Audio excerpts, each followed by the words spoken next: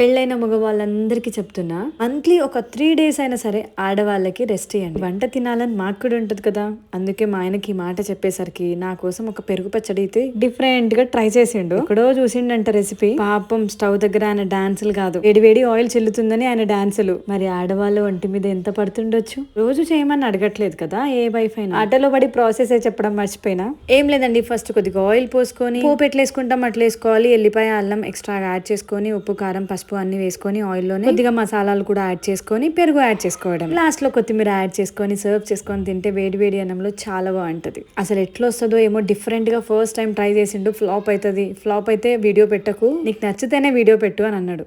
కానీ నాకంటే ఎక్కువగా నా చిట్టి తల్లికి నచ్చింది నచ్చంది పక్కన పెడితే వాళ్ళు మన కోసం వంట చేస్తున్నారు, అదే గొప్ప. సరే మీరు చెప్పండి, ఆడవాళ్ళు మీ హస్బెండ్స్ మీకోసం వంట చేస్తున్నారా లేదా? ఒకవేళ చేయకపోతే ఈ వీడియో చూపియండి, వంట చేయమని చెప్పండి. డైలీ కాదు, ఎప్పుడో ఒకసారి.